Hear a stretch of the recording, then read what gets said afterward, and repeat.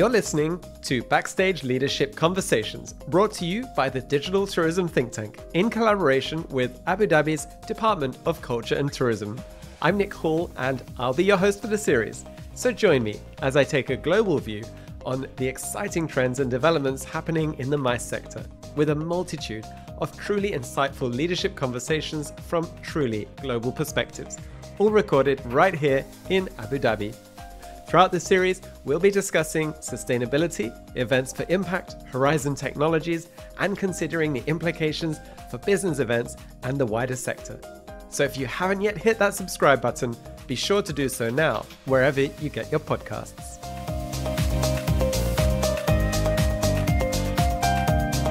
In today's episode, I'll be sitting down with Lindsay Bowman Fraser, who leads the MICE and eSports team at Qatar Tourism. Lindsay has played a pivotal role in driving the development of Qatar's sports and events sector, working tirelessly to elevate the country's profile on the global stage and attract prestigious events. In our conversation, Lindsay dives into the legacy of hosting the FIFA World Cup, the infrastructure triumphs, and the ongoing efforts to sustain Qatar's prominence in the international events scene.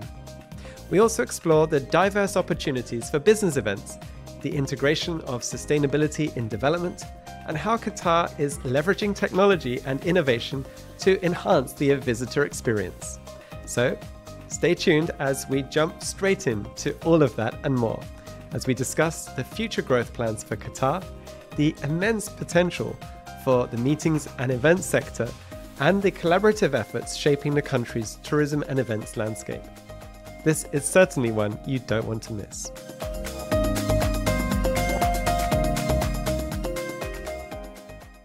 Yeah, my name is Lindsay Bowman Fraser, and I lead the MICE Sport and eSport team in Qatar Tourism. So we drive the development of the sector in the state of Qatar, but also are working to build the industry and to attract new events. Now, I guess it's probably a good place to start by looking back at the World Cup. What an amazing platform that has been for Qatar. How have you seen that as an opportunity to accelerate the MICE offering in Qatar? And what legacy does that leave behind? Well, yes, when I say attract new events, I think we've already attracted one of the biggest. But one of the nice things I've seen since arriving there is there's still an interest in continuing that idea of bringing events and using events to help position Qatar on a global stage, and also to help create impact for countries and companies from around the world. So one of the things that is a very clear legacy of the FIFA World Cup is that we have amazing infrastructure in place. You know, they had a hard deadline to get everything done. So we have over 38,000 hotel rooms, 185 hotels. We have an incredible public transportation system that is very inexpensive. So one trip is 60 cents. And it's beautifully clean and gets you to most places. We also have incredible museums to visit, from the National Museum of Qatar to the 321 Sports Museum. So it's actually an Olympic museum. And then, of course, we have amazing sports facilities like the stadiums, which are also being used for things like the AFC Football Cup, which is coming in January of next year. So we're continuing along with the sports events. We have a pretty packed calendar. But we're also using this to attract new business events, because now we have a lot more hotels, more meeting spaces. We have two amazing large meeting venues, the Doha Exhibition and Convention Center and the Qatar National Convention Center. So both of those can accommodate meetings and exhibitions. Recently, we had the United Nations Conference for Least Developed Countries, and we have the Web Summit coming up at the end of February. So that's quite exciting. But that said, there's still a lot of very high-profile events, sometimes on a smaller scale, maybe 1,000 people, but very high level, like the Qatar Economic Forum. But I think that actually might have gone up a bit higher. I can check those numbers. But then we have the Geneva International Motor Show and Formula One, which is starting next weekend, and Expo in 23, which is a horticultural expo. So that'll run for the next 6 months. So it's a pretty packed calendar, but we're getting a lot of interest because I think people have seen FIFA on TV, and they heard how well the event was delivered. that it really came together as a country to deliver what was almost an impossible thing in terms of the size of an event for this compared to the size of the country. And they've just done a fantastic job across all of the different touch points. And another legacy of that is that we did a lot to prepare the service levels there. So even Qatar Tourism did training for frontline staff, for Uber drivers, so for taxi drivers, so that when people came into the country, they had a good experience throughout. And so we can still see that legacy today with that training, but it is obviously continuing because they do understand this is not a one and done. We have to continue and keep up for the future. So now the work really begins in actually building that long-term from the infrastructure, by building the sector up, the services, the securing the events which are going to be retained in Qatar, and really transforming the offer from this big headline offer that you've had with FIFA now to a very resilient and growing meetings and events sector. If you look at the trends globally and perhaps some of the things that you've heard here at the Business Events Forum, how would you define the opportunity right now? What's happening in the industry that would really typify 2023? Well, I think the opportunity we have is to think about things a little differently, which is still something that's difficult because what I've seen is there's a huge number of events. People really want to have events to connect and to do business. And especially with our region, with the market growing, there's a lot more on the table than there was a few years ago, whether or not it's because people have a pent-up demand after COVID, or if I think it's a combination of that and also the growth of our region in general in terms of economic development and positioning on a global scale. So the opportunity there is what do we want to do with this? So are we going to make the most? Are we going to really focus on having a legacy out of the events? And, I see Qatar understands that concept. They want to understand the impact that some of these marquee events have on the country. The organization that was operating and running the FIFA World Cup was actually called the Supreme Committee for Delivery and Legacy, which I think is a pretty telling statement about their view on having the event there. It wasn't about delivery, it was about the legacy piece. And some of that has still not probably come out because of various reviews, but there were a lot of lessons that we learned by organizing an event of that size that we can share. Certainly when it comes to sustainability lessons. And I think that's something we all, from the Dubai team doing Expo, from COP coming up, everyone's been very much in just deliver, and maybe not doing as much of the sharing and that part of it. So I think that's a really good opportunity. I think with the demand, everything has become a lot more last minute, which our region is very good at. So I think that's a USP actually, that you are able to do events very last minute and it won't affect the service delivery. Whereas I know in other destinations that's not accustomed to that. They're not accustomed to that. So I think we have a very much more an agile position, and there's a lot of opportunity just across different things. New attractions, for corporate meetings and incentives, there's new attractions, there's new things to do, even if you've been before. Sometimes it's hard to keep track of it all, but we never are stuck selling the same thing. And even in Qatar, they're still planning new developments and modifications to enhance the visitor experience and events as well, investing in events to make a better experience, whether it's festivals, concerts, more community events, sports events. So that's something I think we're pretty good at in our part of the world. So when we think about some of the topics that we come together in events to discuss, we talk a lot about technology, developments, innovation, and of course sustainability. I guess you're in a very unique position, having been involved in the build-up of a lot of, as you say, some incredible infrastructure, which is world-leading. And that means you have to think about how to incorporate things like technology, innovation into those processes. Tell us a little bit about how Qatar is leading in some of these areas and why, I guess, you've had that opportunity to develop that and how you've managed to succeed. I think one of the things we're quite lucky because this was custom. When we were building a lot of the infrastructure for the World Cup, there was a very clear sustainability mandate. I mean, they've got brochures and papers and all sorts of things on that. And it was really an opportunity to set things up in the right way. And in some cases, they even surpassed it. So one of the examples was that they were doing the like the power was going to come from a solar power plant, and it wound up being significantly, I think, twice as big as they had originally planned. So that was able to provide even more power. So how can we develop things for the future? We have Mesherb, which is the world's first sustainable downtown regeneration project. So it has the highest concentration of LEED certified buildings. It was the old town. When they rebuilt it, they wanted to make sure that it had the right rules and guidelines in place.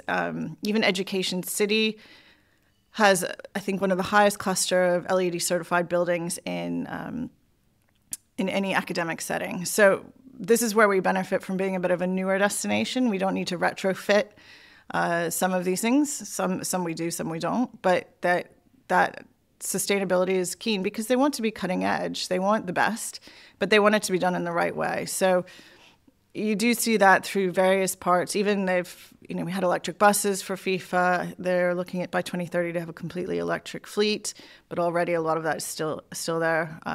It's very easy to get around Doha without even getting in a car. So even when it's hot outside. So it's very well set up for that. So it's part of making it everyday life, and then also understanding how we can learn from other destinations to integrate it into events. So already at Qatar Tourism, we're doing things like, for the events we organize, we're taking measures into place to reduce waste, to use sustainable materials, to plastic-free town halls, things like that. So we've already demonstrated that because we need to walk the walk, not just talk the talk.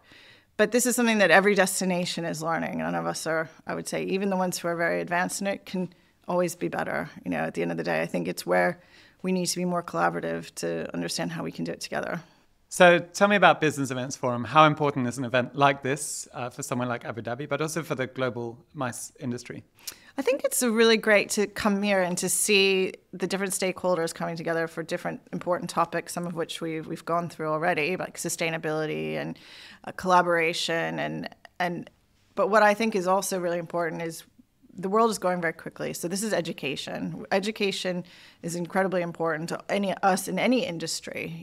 We can't just say, well, we have 20 years experience and we're not going to up our game at all, because the world's moving too quickly, and especially with technology.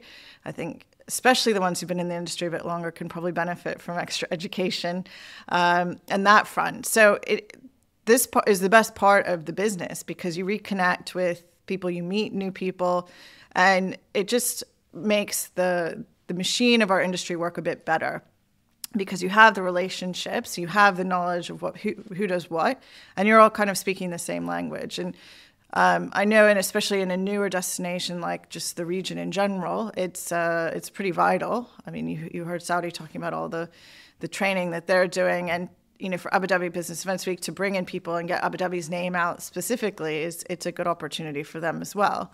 And I remember it was launched to galvanize the industry after COVID. So again, it's nice to see that this is a continuing legacy of what was originally a pretty horrible time right after COVID. So I think it's important, and I look forward to hopefully coming next year as well.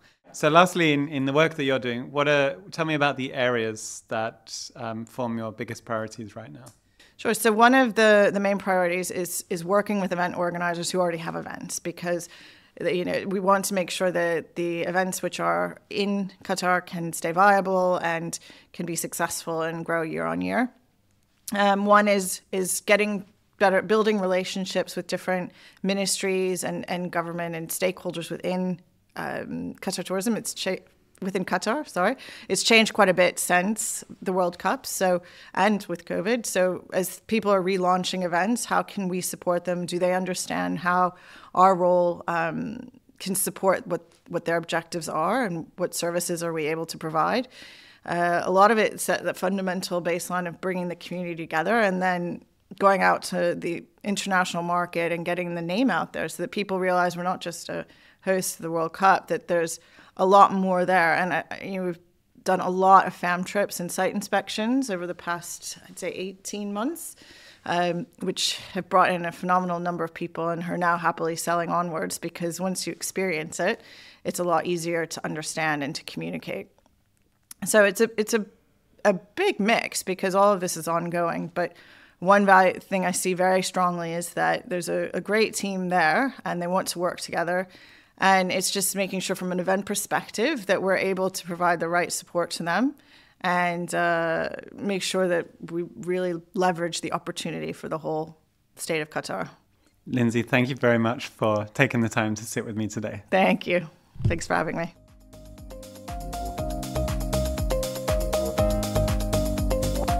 Well, I hope you enjoyed that conversation as much as I did with Lindsay Bowman Fraser. She was certainly able to share some really fascinating insights and get across the ambition that I think the entire world has been able to witness with the FIFA World Cup in Qatar. So what are some of the takeaways? Well, it's clear that Qatar has impressive infrastructure today, as the development of the MICE sector post-FIFA is really astounding, with 38,000 hotel rooms, an efficient public transportation system, and world-class museums and sports facilities. There are plenty of opportunities to leverage this. The ongoing commitment to leveraging such assets is really key, and it's important to attract business events to maintain the country's global presence. So as they look forward, this will of course be one of the biggest tasks and indeed quite a challenge. Sustainability is without a doubt something that lies at the heart of the thinking and the strategy that's going to drive the event sector forward. And in this episode, we discussed the solar power plant and the world's first sustainable downtown regeneration project. At a destination level, it's important to embrace and invite such projects to thrive within the destination. They become global case studies, best practices, and play a big part in the competitive proposition that brings people to the destination to see the impact and how that's effectively rolled out. You want to be a change maker and certainly provide an example to delegates coming to events. The flexibility and agility needed, and I think Qatar has certainly shown this in hosting last-minute events, is really important, and this needs to come without compromising service and quality. And that is why there is such a need for continuous investment in education and creating a positive collaborative environment within the business sector to adopt and embrace the fast-paced changes of technology that we've heard so much about throughout the series. You've been listening to Backstage Leadership Conversations. Be sure to hit subscribe to make sure you don't miss any future episodes. If you're enjoying the series, why not take a moment to leave a review or get in touch and let us know what you think. Discover more industry insights by heading over to our website, thinkdigital.travel, where you'll find lots more interviews, podcasts, case studies, and industry research, all at the click of a button. Thanks to the Abu Dhabi Department of Culture and Tourism for making this possible, and thank you for joining us today.